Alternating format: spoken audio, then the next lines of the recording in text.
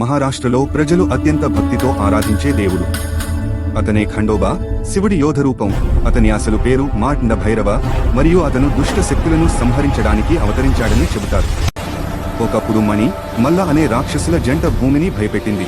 అప్పుడు శివుడు యోధుడి వేషంలో అవతరించి ఖడ్గం చేత పట్టుకుని వారిని ఎదిరించాడు. ఈ యుద్ధంలో ఆయన భార్య మడారీదేవి ఒక కీలక పాత్ర పోషించినట. రాక్షసులను సంహరించిన తర్వాత శివుడు ఖండోబా అని పిలువబడ్డాడు, అంటే ఖడ్గాన్ని ధరించిన దేవుడు. మహారాష్ట్రలోని జేజూరిలో ఉన్న ఆయన ఆలయాన్ని సోన్నా కిల్లా అని అంటారు. ఎందుకంటే ప్రతి పండుగ రోజు అక్కడ పసిడి రంగులో కనపడే టూర్మరిక్ పొడి కురుస్తుంది. ప్రజలు ఖండోబాను తమ కుటుంబ దేవుడిగా పూజిస్తారు. పసిడి మట్టి, గులాల్ మరియు హోరాహోరీ నినాదాలతో ఆలయం నిండిపోతుంది.